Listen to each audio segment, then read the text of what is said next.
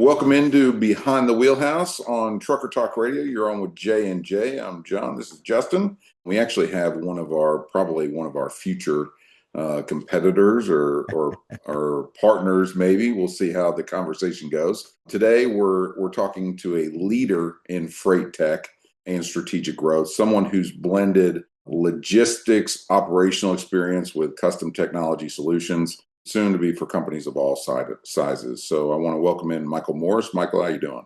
I'm doing well. And I think that will be a strategic partner instead of a competitor. Why I compete, love right? that. I There you love go. There I you that. go. like it. Yeah. Well, Positivity. Speak, that's speak positive. We're all trying to get the same Manifest. job done. that's That's right. right. That's exactly right. We got the same goals. Well, Michael, thanks for joining us today. Let's take our listeners back to the beginning. Tell us about your childhood. Where you grew up, what drove you at an early age, and how you shaped your entrepreneurial spirit. Well, Pennsylvania born, raised for the most part, between there, South Carolina and Florida, but I'm right back here to the Philly area. Philly raised me. If you know anything about Philadelphia, that's probably enough Yeah. to say right there, right? Yes, Um, sir. I mean, what drove me to have kind of the entrepreneurial spirit is just I really don't like following rules. I don't like, being told what to do, when to come Mhm. in and trading time for money. So I You- relate you- to you there. I left home 17. I didn't want to have rules anymore, so I totally get that. same as that thing here. yeah. So from your earliest experiences with your first company, you don't really come from a trucking background, so to speak, do you? You have a wide range of experience, mainly on the technical side. You built a company based on blockchain. I don't even know that I necessarily know the definition of blockchain. So help us understand that and help us understand like what brought you into trucking and logistics recently. Well, okay, number one, like most, young boys, we all like trucks, right? Hmm. And We and do. Oh um yeah. Yeah. I actually have been like a mechanic thanks to my father Linwood probably since like the age of maybe 12, if not sooner. So Okay. like, we were Okay. tearing apart like older cars and everything like that. But my great uncle, he actually was a truck driver and had his own MC. I think he had like three Peterbilts. That's back, when truck drivers used to actually, perceive bottom of the totem pole like we are right now. Now they're brokers Hmm. and everybody else are Mhm. involved in all of that. And they could just charge what they wanted, right? Because there were no physical. I mean, there was no digital load board. Everything was just physical. So, Right. it was really like a kind of big deal. So a thing that I kind of looked at like for what it is coming up. So when I got into this, family members who have like their CDLs and like some of the guys that I know, look, I'm just gonna be very straightforward. I'm from Philly, and to make it to 41 isn't always easy. When you're a Right. minority, if you will. Right. Hmm. So I for my understand. guys who aren't in jail and who haven't passed away, some of them got their CDLs. So, Right. I'm like, hey, well, if you're a driver and you're in and like you hate your job over there, and I've got X amount I can chip in to go ahead and start a trucking company, then why not? So that's what really brought me into it. But once I got in, I was sucked in. I was sucked in to the point where it's like I'm obsessed about it and bringing that same kind of acumen that I bring over from other lines of business like Kaizen, Six Sigma approach, and the whole nine into my own operation. But you know, again, just certain things you don't really get until it's too late. So I had to just kind of pause everything. So that's what started that. I understand. Yeah, the trucking industry is a very hard industry to start, especially if you do not have people that you can lean on in the very beginning. So I totally get that. So you built your company One Stop Growth around solving, exact issues by combining tech. It's an offshoot of my older company, Leads by Example. We used to just do business development. I actually I mean, I've been coding since I was a kid too, and actually went to college for that. But I just didn't really, stick with it or electronic engineering technology as well. So I just kind of said, you know what, let me just start combining these things, right? Mhm. So I started it as, pretty much, hey, if you need anything done from sales to development over to actually like implementing hardware inside of your, business, then we're the folks for you. So, not like a really shadow operation. I haven't really been out front with it. It's just more so through like strategic relationships and folks I know, and then just kind of doing some work that way. And then we just shifted over to trucking, and now I'm just kind of focusing on, Freight IQ chain. Yeah, so explain freight IQ chain. I mean, most people think of, tech as just like, just software alone. But you've taken it further, kind of a holistic approach. How will that set your clients up for success later? Well, to be determined. I did start with trying to deal with the carriers primarily. And that's where like my partner Pierre Laguerre came into play at because he's got about 15,000 followers on Instagram and he's pretty much a well-known guy. But I think, it's just maybe there's just been something isn't clicking with what we started to put out there, right? To them. So I said, well, sometimes you have to help the carriers by helping the shippers, for example, right? I didn't want to help the brokers initially, even though all the brokers were, flooding into my page and saying, we need this. And Yeah, then, right. Right. Yeah. Yep. and because again, I'm coming from a place of a carrier, knowing, 50, 60% of each line haul is being taken by a, brokerage, and I have the inability to sell my own capacity because I don't have enough capacity with only 5 trucks. So it's like, Mhm. okay, but I had to get over that hump. So yeah, I guess really it's about this is a quality control tool pretty much. This is QC at its finest. This is taking everything that I've learned in my 41 years of existence that is surrounding business development, quality control, and most importantly, security, and putting it all in one batch and saying, "Here, you're welcome." And so are you doing the development on that? You don't have any offshore developers. You're pretty much doing all the development, all the creation, all the design on this? Did it myself so far. Yeah. It's like more so infrastructure. I'm not the best designer, so if anyone hates my logo, then I understand. You know.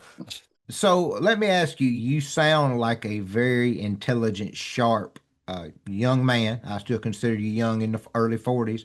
Where did you learn coding and all that kind of tech stuff that got you to where you are now? Well, first thing was my father had a compact Presario he bought into the house probably when I was like, I don't know, maybe in like 10th Compact or 11th Presario. I grade. haven't heard that in a long time. Yeah, so you know what I'm I talking had one about. of Yeah. those. Yeah. I tore it apart and put it back together. He was furious, right? But then my Right. grandma told me was like, she said, "Look, like the first car I got your dad, which was a Volkswagen Beetle. Him and his friend took it apart and put it back together in the same So it's night." in your blood. Yeah, so so I'm like, okay, well that makes sense. Uh-huh. So with that being said, yeah, like I went to DeVry for electronic engineering technology. I wanted to make money, so I dropped out. Mhm. Went to another school for software engineering, dropped out, self-taught primarily. So, Mhm. the Linux Bible is a very large book. It's thick. So I just combed through books. I've always been like a bookworm. Always been somebody who just wants to tinker, figure out how things work, and some courses here later, and a lot of failures in applications. You learn how to code very quickly. I feel like technology is behind in trucking and logistics. Things that we make it in this industry. Justin and I have been in it for 20 years, and it seems like we make things harder than it needs to be. Why do you think this industry is so far behind and it lacks innovation? Let's say if you take manufacturing, right? Which is like all because everything connects in in this world one way or another, right? Mhm. If you take manufacturing, and MEP is a manufacturing extension program. Every single state has one, right? And they exist to be able to help manufacturers get more efficient, right? But the bulk of manufacturers don't go to them. So why? Because they have the engineer's mindset. But the ones who do, they do it well. And even then, a lot of those same exact principles, Kaizen, Lean, Six Sigma, they're all focused on being upstream. Well, trucking is downstream. So if all of the focus goes on that end to how do we make sure the products are as best as they possibly can be? How do we make sure our warehouse management systems are straight? In some cases, yard management systems, but we know all these shippers out here don't have those. We're not going to talk about them today, though, right? Then now it's like, well, does it get the job done for what we have? And the perceived answer is yes, when in fact it's no. But much like Mhm. those same manufacturers, I would say that your average user in this industry is just saying it's good enough, it gets me through my day. And that's the other end. Everything is a hustle here. It is. It's Mhm. if you're a carrier and you don't have direct shippers, you're on the load board hunting 4 or 5 of them every single day. I think the brokerages, the larger ones, like RXO and TQL, dare I say, for reason. Where I started. That's like an inside joke. I think everybody knows, but we're not going to say about Right. it. I think I think they kind of have this approach of not really knowing how to really interact with like truckers, right? Mhm. Because we're Yeah. talking about first off, look, you gotta understand, like even all my core guys, I love them, right? I have come to love truckers more than most people right about now, and Mhm. that's Mhm. really surprising because I'm looking at it where I'm like, from a psychological perspective, this is somebody who's in a truck for 11, 12 hours a day. They don't like dealing with BS. They don't like dealing with the BS that comes with people. I respect that. I don't either, right? Right. Mhm. So saying that to say it's like, you're on the road, you're not engrossed in, sitting behind a computer constantly and consistently, and you're working off of a cell phone. And I hope you have the right amount of data in this certain areas. In some areas, are just very spotty because, Right. whatever, right? So, you know, that same app fatigue that you have there happens all across the board, and people just kind of get into a pattern of just go, go, go. And by the time it's all said and done, no one's had a chance to really sit and think, well, how can this be better? Right. And then the Right. few who do, Right. they might get told by somebody else. For example, DAT told me they have a solution similar to mine. I said, "Oh, okay." That they had purchased. Yeah. I'm not going to say that solution's name because I don't want to be, mean to anybody, right? But I've had to use Mhm. that solution for my guys, and I've seen the UI in person. I'm like, the user interface. I'm like, ugh, you bought it for how much? Yeah. Right. Yeah. So I think that's just it. It's just, if you don't know what else exists to bring into this world, why would you bring it in, And for some of these companies, why would you spend the money to make it better if no Right. one else is, if there's no competition and no one else is complaining? Well, and two, who complains the most? It's the driver, right? No one listens to the driver. We talk about this on the show all the time. We're a driver first mentality group. When the drivers complain, carriers don't a lot of times care. So they're not going to put money into the infrastructure to create a need that we all know need to be there because they'll just get another truck driver to take their place. So speaking about truck drivers and relationships, what do you think about AI as going into the industry? Now we have brokers, starting to use AI brokerages. You've got autonomous trucks. You've got, dispatching now that's going AI. That human relationship, I know you're a tech guy and all, but there's still some human aspects I think are very important to the industry. I would love your thoughts on that. We're in what's known as an AI bubble. And a lot of the AI solutions that have come out this year are probably going to collapse. So it's been a money grab, and the investors, unfortunately, have probably gotten with some of the wrong people because they got into product market validation, right? And they're like, oh, somebody's buying it, so it's going to, doesn't necessarily mean it's going to work, because things break, right? But I don't think a lot of what people leverage for AI in this industry is actually practical. And again, look, autonomous driving, I have a Tesla, right? We're a long ways out before somebody is operating a Class 8 vehicle without being in the car. It's You like know? it's like driving an eighty Yeah, thousand pound missile down the road. It's under Not, 18 wheels. yeah, It's it is. not, it's not smart. It's that truck all of a sudden decides to stop, or like Mhm. one of our previous guests said, how does that truck react when it comes across black ice? yeah. And I'm sure we all saw that pile up last year, right? That Mhm. happened, you know. Yeah. Mhm. So it's yeah, I don't see that happening anytime soon. Look, I could say this for me, targeting the carriers first and wanting to have them, are there elements of AI in what I'm doing? Yes, I think AI is an over kind of a broad range term. I'll put it like this. Before I jumped into this and before I got back to doing, more software development, again, like infrastructure is my main core. I love the actual hardware. I love the I Yeah. love the actual compute storage. I love the software that goes into that, and then the Mhm. software, and then everything that gets made around that, though. So put it like this: like I was helping to deploy drones in Canada that would measure sediment inside of a quarry to be able to give evaluation of that particular rock. Right. This was 2021, right after the pandemic had kind of started to die down. Um, what we call AI. is not really the full capability of it right now. I don't think in a lot of cases, a lot of things are just wrapped over and using certain models, and they're not really getting the data redacted before it's even going in there, which is even more dangerous from a security end. But my solution that I'm making on the side that I haven't told anybody about yet, but I'll be doing a product reveal probably in like 2 weeks. It actually does get rid of a lot of gets rid of all personal information before even touching a server or like a larger, model. But look, the general consensus is that from like your average trucker I speak to, they are just anti-AI right now because they think it's going to take their jobs, and it's not by a long shot. If anything, it's really going to help. I mean, from the freight brokers group to Facebook, anybody else, I see people telling my son, I got to make cold calls and talk to this shipper and blah blah blah blah blah. I'm like, are you guys really using business development the way you're supposed to? Like, do you use SAP or Reba? What's that? I've met people off of that just alone. They hop in my inbox. Look, we got to talk. You sound like you know what you're talking about. I'm like, I have a trucking company that failed, but I don't know what I'm talking about. Okay, sure, why not? Um, but some of my advice has been helpful though along those lines. Look, really renting trucks instead of buying them is what tanked me. So we're just going to leave it at that. That was the first lesson. If anybody's ever starting their Well, authority, never rent a truck. Just buy it. Buy it right. outright.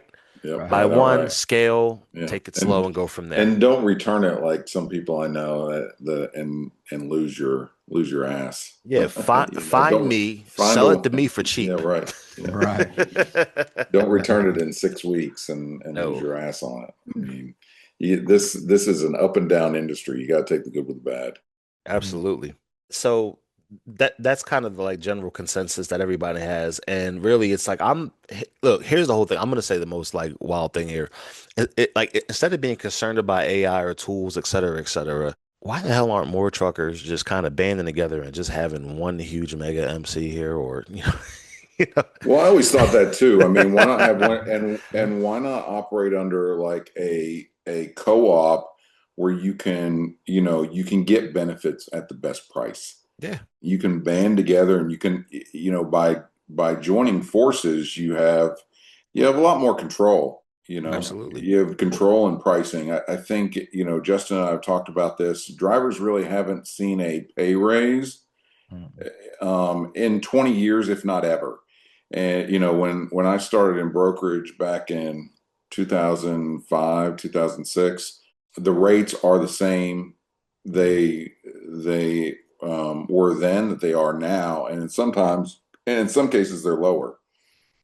And the fuel surcharge, in 2010 was pushing, 45, 50%. And now it's, not anywhere near that. So drivers were making more in some aspects then. And so I've talked to Justin and about creating, we need some kind of like scoring system that shows, that separates, drivers from with their experience, with good things that they do. We need a scoring system in place where they can present that to a carrier and actually, compete against other drivers instead of just picking drivers out of a hat and just hiring anyone. You pay the ones that stand out a little bit more and you get better service for your customers and you lower your retention. That's, and I Yeah. think that needs to happen it happens across every other industry and why not trucking? I don't understand that. Well, that's exactly why I say we'll probably end up being strategic partners instead of competitors, because that's specifically what I wanted to do for the drivers. And it's something that's needed to be done for a while. And back to your point about why don't these drivers come together under an MC? The biggest misconception that I wished we could all get to drivers, especially the owner operators, they have to stop looking at being competitors against each other. They are in a sense, but they never seem to be able to come together to benefit each other. They're always worried about that, this driver is going to go in and steal that account they're in. But if they would try to figure out a way to work together, not only would it help them sustain and stay at a place longer, it would help them educate because I've always said this from owner operators who have failed when they started, with one truck. If they didn't have an uncle, a grandfather, a brother, or a cousin that was driving, they have no clue what they're getting themselves into. And there needs to be more of a community. That's another reason that honestly I got involved with Ready App as much as I did. It's because it helps the driver. It's there for them, and that's why I'm glad we had you on today. There's not a lot of people in this industry that are for the driver in any benefit, and it's sad because you brought it up when we got on before. Truckers are probably 95% involved in everything that everybody does. A lot of people don't see that, they don't understand that. To help the drivers understand that stuff is something that I'm very passionate about. To that point, I'm just going to say this. If like the average driver who's an owner operator or the average small authority, because like most industries made up of like mom and pop, right?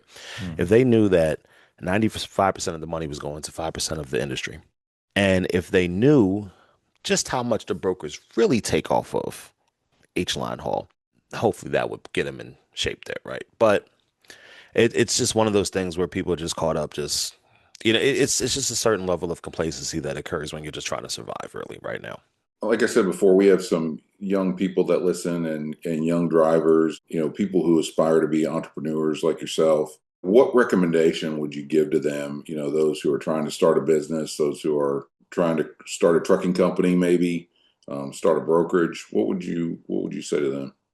For the folks who want to start a trucking company, start your authority, get one truck, let your authority sit for a little bit because that 6 month rule is still going to kick your behind until we have an XP scoring system, is what I call it, that we're trying to implement here, right? And then I would say, polish your contacts, polish your business acumen, get to know owner operators who want to lease under your authority once you're at a certain point and really plan it out. Like, don't just jump in. It's going to be a major cash burn.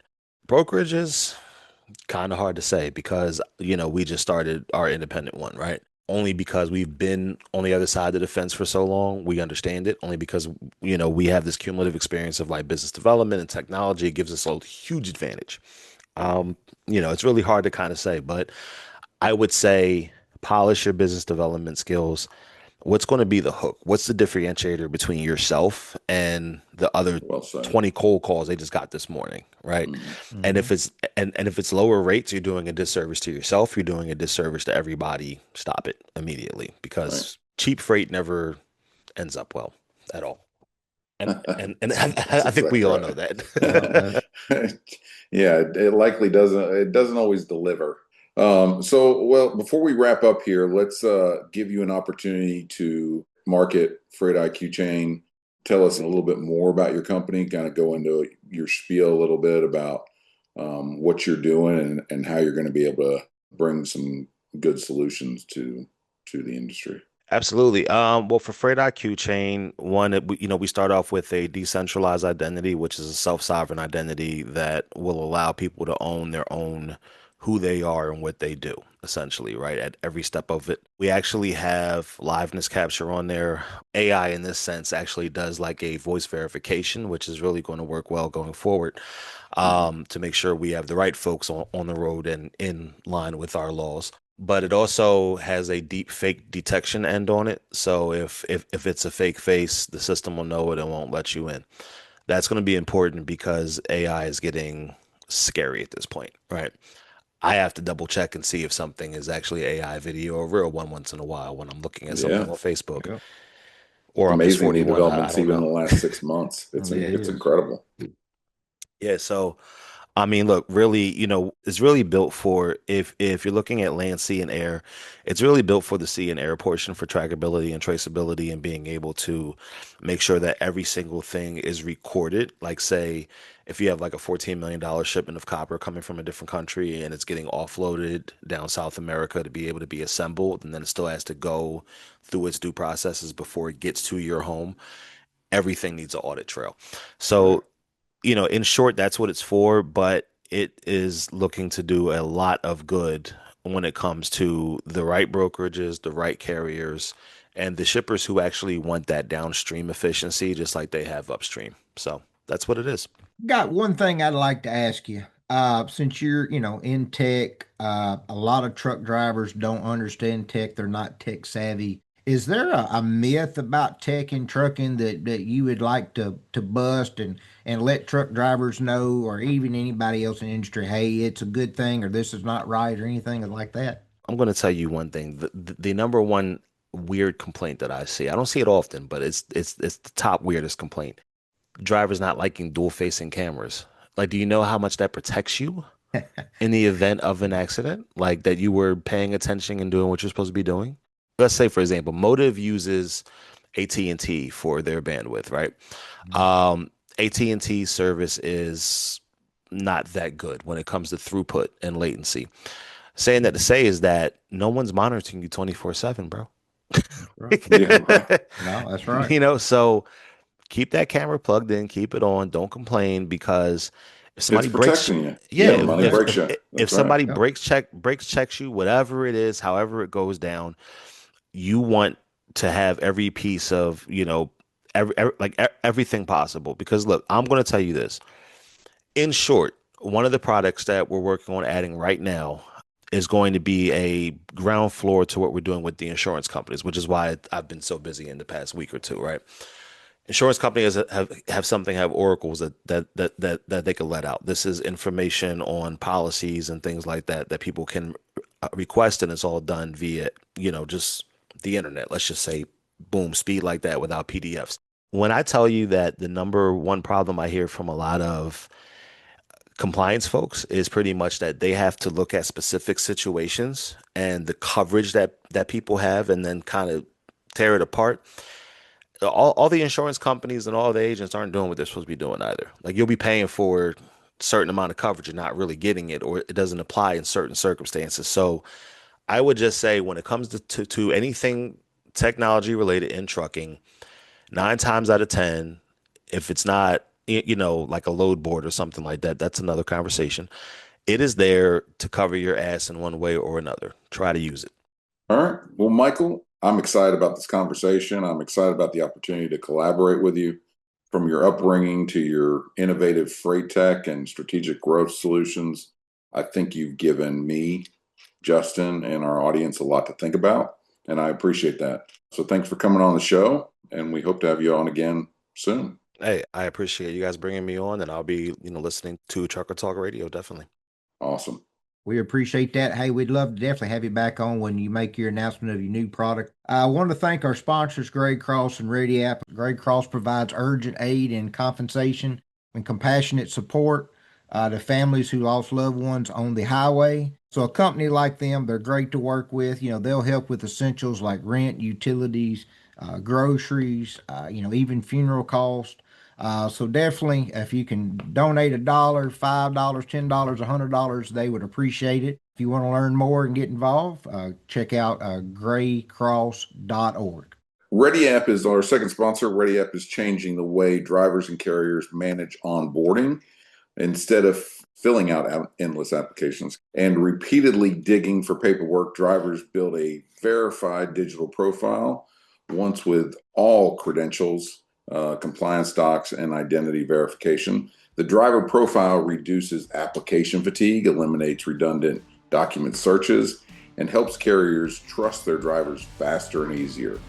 If you want a smarter, simpler onboarding experience, check out ready-app.com, ready-app.com. Thanks for listening, and we'll catch you next time on Behind the Wheelhouse.